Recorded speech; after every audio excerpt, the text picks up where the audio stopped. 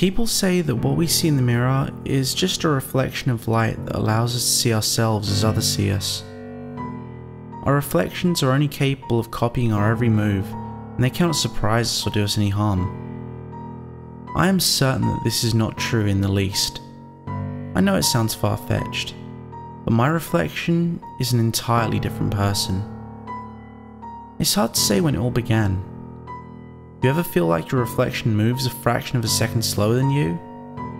Science tells us that this is just our brain processing the visual change, and the result is experiencing a very slight delay.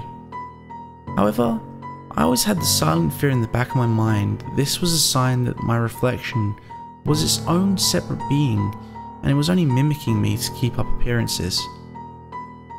Of course, this fear was most prevalent when I was a child. Some kids are afraid of the dark, others the monster under the bed or in the closet. I was afraid of mirrors because I believed that they were gateways to a parallel dimension devoid of free will and individuality. Perhaps I'd seen one too many scary movies growing up, but I couldn't get the idea out of my head. As a teenager, this fear abated and I spent my time and energy on some carnal pursuits. I was a bit of a rebel, but I never ventured too far outside the boundaries of the law. As an adult, I became a butcher by trade. I cover the basics: cows, pigs and chickens. They come to me and I make a meal out of them. I like the work so much, I bought my own little shop. Frequently I have to change gloves and wash my hands in the store bathroom because the residual fluids from the meat would go all over the place. That's when I really started to notice some strange things. One day I lifted my head after washing my hands, and I could swear that I saw my reflection grinning while I knew that I was holding a neutral expression on my face. At first, I shrugged it off and figured that my muscles had some kind of freak spasm that I somehow couldn't feel. But as each day went by, I began to feel like my reflection was intently watching me when I wasn't looking in the mirror.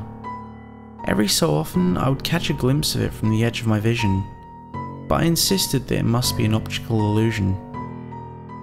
Perhaps my childhood fears were returning, but I was in denial that it was anything more than my eyes playing tricks on me. But I could no longer deny it when it started happening every time I looked in the mirror. I tried covering up the mirror, taking it down, even shattering it to pieces, but every time I went back into that bathroom, it would be right back up there staring me in the face as good as new. I decided it was time to face my fear and began actively watching what was happening on the other side of the mirror. In spite of my aversion, I found myself studying my reflection, almost fascinated by how different he was from me. There were times where he seemed to stare like a predator eyeing a piece of meat. Other times he displayed a nervousness that must have resembled my initial reaction to these bizarre events. Things got much more interesting as it appeared that I was seeing his world through other mirrors. I would watch for hours as he went on with his daily life. The longer it went on, the more I came to believe that despite what I first thought, he couldn't see me.